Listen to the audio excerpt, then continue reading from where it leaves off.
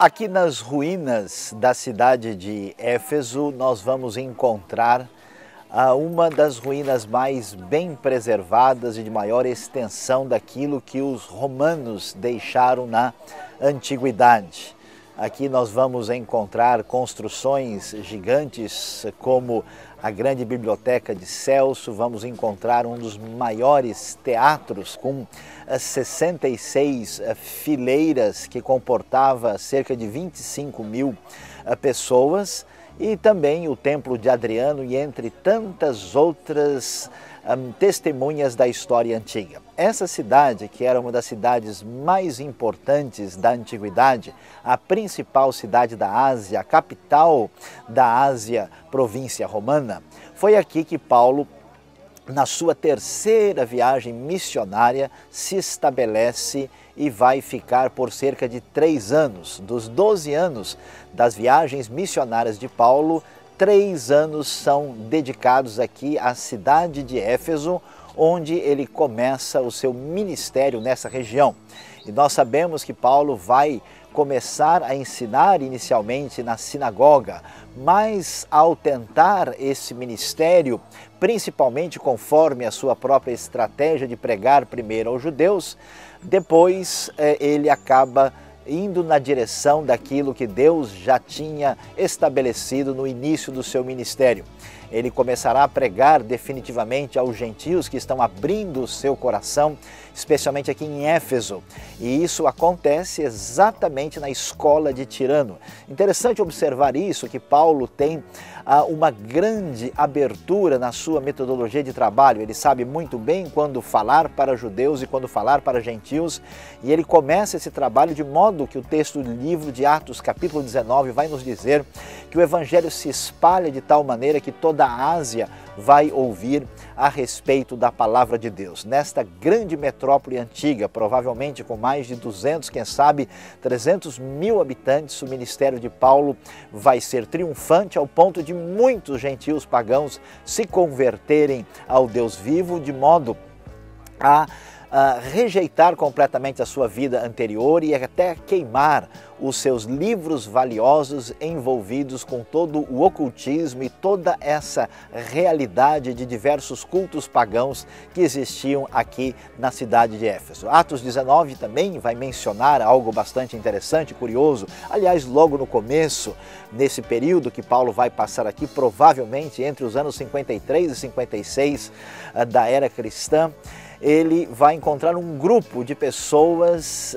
que não conhecem muito bem a respeito daquilo que significa o caminho, que significa o Evangelho de Cristo. Eles ouviram falar do batismo de João, estão provavelmente ligados ao ensino que veio da parte de Apolo e confusos eles vão dizer a Paulo que eles nem ouviram ainda que existe o Espírito Santo. E então Paulo vai orar para que eles recebam o Espírito Santo, pois o conhecimento do cristianismo na sua maneira propriamente dita, que o Novo Testamento vai nos apresentar na sua totalidade, ainda é incipiente. Conhecem bastante a respeito do arrependimento de João Batista, mas as coisas ainda vão crescer. É interessante observar como a estratégia de Deus, usando este grande apóstolo do passado, num dos lugares mais importantes, foi fundamental para o crescimento e a expansão da fé, conforme nós observamos ao estudar no capítulo 19, o livro de Atos.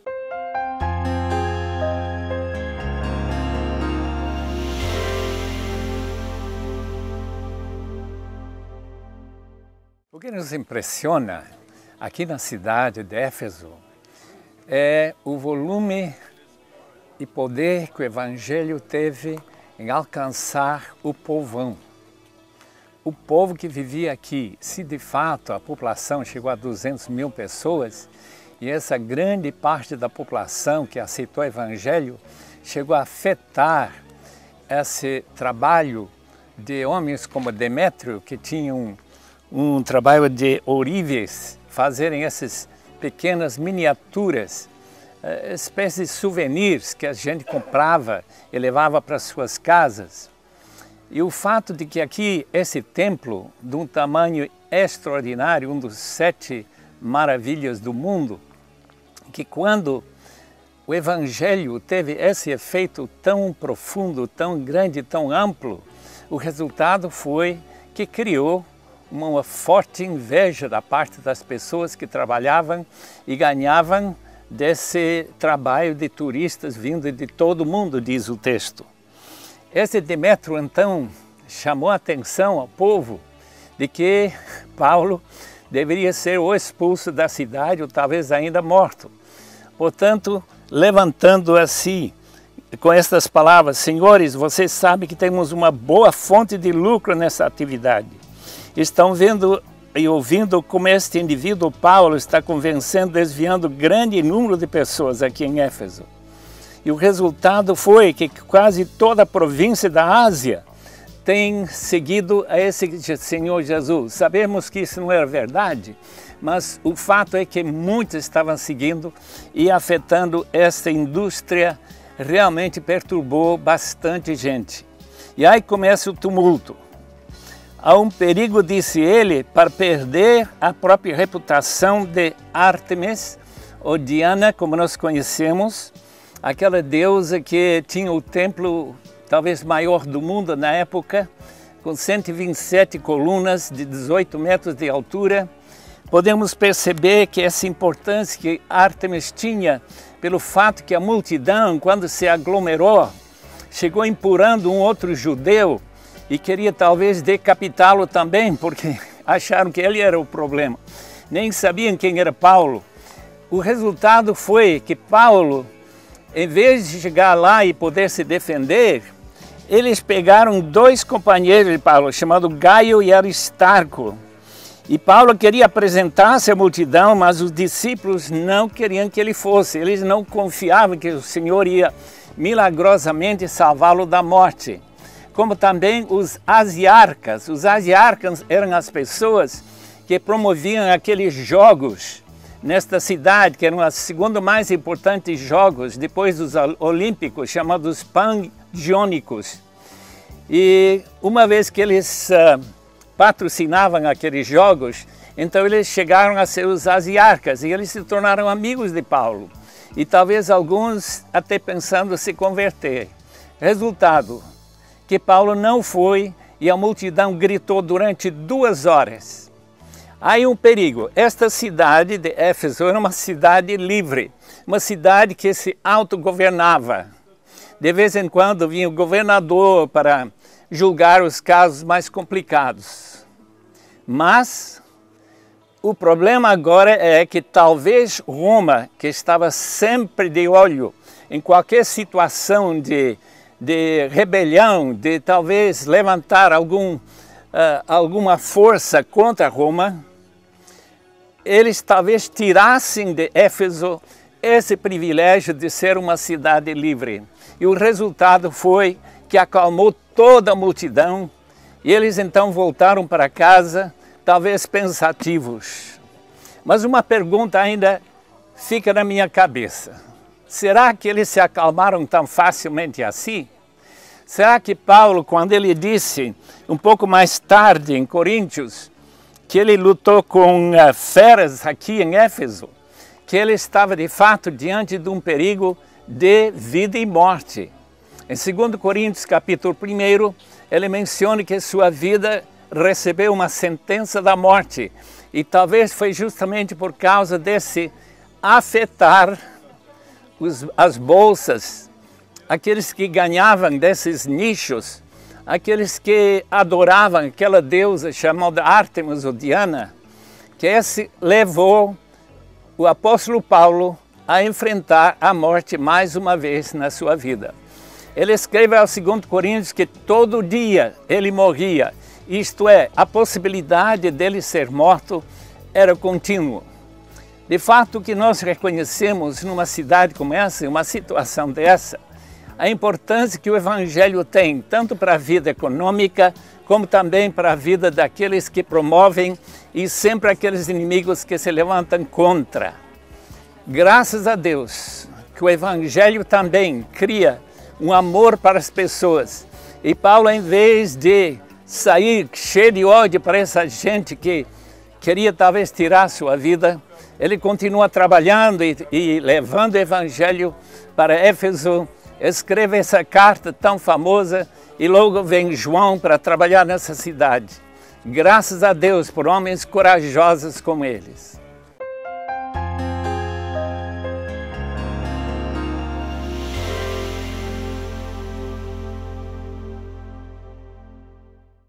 Quase impossível exagerar a importância de Éfeso para a igreja cristã primitiva. Quando nós lembramos que não somente o trabalho de Paulo, que teve tanto impacto nessa cidade, e o fato de que aquilo que Paulo escreve na sua carta aos Efésios, que também era para outras igrejas, porque era uma carta circular, a importância que ele dava para a glória de Deus, e como nesse tumulto que nós vemos no capítulo 19, a importância da majestade de Diana é como se fossem dois deuses que estão em conflito através da humanidade que segue. Não somente essa importância, mas também temos que lembrar que aqui também o apóstolo João apareceu e trabalhou aqui. Dizem até que Maria, a mãe de Jesus, morreu aqui. Não sei. Uma coisa sabemos, que Timóteo, que pastoreou aqui, aqueles que também trabalhavam pastoreando a igreja, que Paulo menciona no seu discurso para os anciãos de Mileto, em Mileto, que Éfeso tinha uma importância toda especial. Temos que lembrar que as duas cartas a Timóteo, escritas para aqui, temos que lembrar que as cartas também de João, escritas para aqui, a carta aos Efésios também aqui, e que esta igreja que durou anos e anos, foi uma igreja que também no livro de Apocalipse perdeu o seu primeiro amor. Realmente a importância desta cidade e os crentes que aqui moravam é de grande, grande importância para o Novo Testamento. Agora, pergunta-se, como seria possível que uma igreja desse tamanho, e nós não sabemos quantos membros tinha, mas uma igreja que também influenciou toda a província e tão rapidamente levou o Evangelho a crescer, que nós também devemos estar muito envolvidos com nossos bairros, com nossas cidades, para que nós possamos também levar o Evangelho até os confins da terra. Foi justamente a importância que Éfeso tinha, que levou Paulo a passar o que ele passou nesse tempo todo, dando mais tempo a esta cidade do que qualquer outra cidade em que ele ministrou. Portanto, meus amigos ouvintes, pensem bem, orem bastante, para que Deus mostre, se não quer, que você também seja separado para servir ao Senhor, algum lugar, talvez perto de casa, Jerusalém, Judeia, Samaria e até os confins da terra.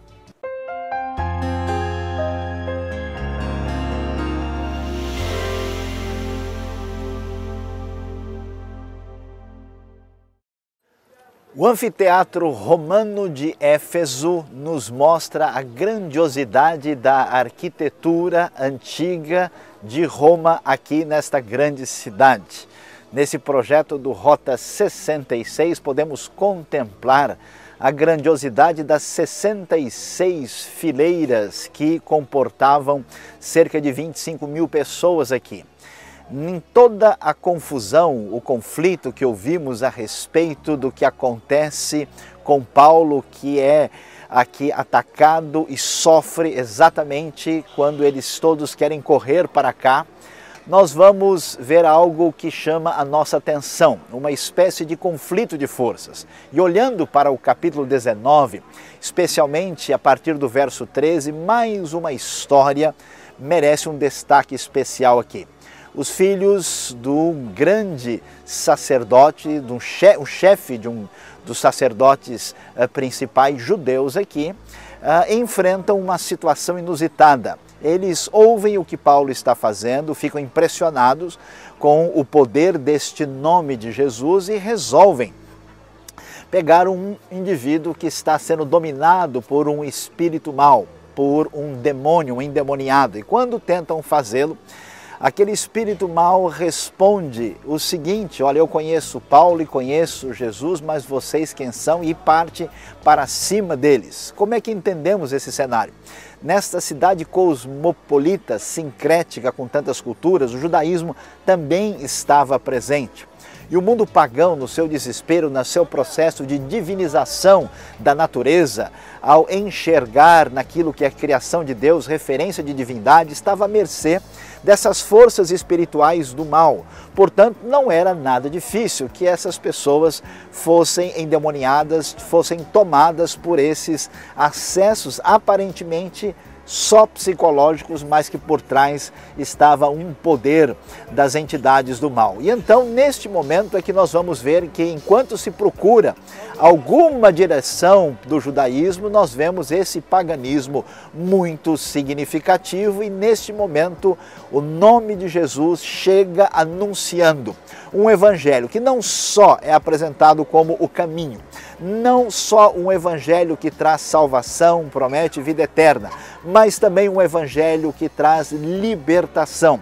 As pessoas dominadas pelos poderes maus e assim extremamente escravizadas começam a ser libertadas pelo poder de Cristo Jesus, que é anunciado no contexto greco-romano, como nós podemos ver especialmente no Evangelho de Marcos, como um Jesus libertador que vence o poder das trevas e traz verdadeira libertação. E assim nós vemos o desfecho desse conflito. E vamos observar que nesta terceira viagem missionária que aqui está se aproximando do final, aquilo que foi dito do início, que esse evangelho que atingiu os judeus e estendeu-se agora, apresenta-se nos principais centros gentios do mundo, trazendo vida, salvação, libertação. Com uma resposta extraordinária, este evangelho vai avançar até os confins da terra. A grande palavra divina, a grande libertação e salvação em Jesus segue vitoriosa, proclamando grande vitória por toda parte quando vemos o final do ministério de Paulo aqui na cidade de Éfeso.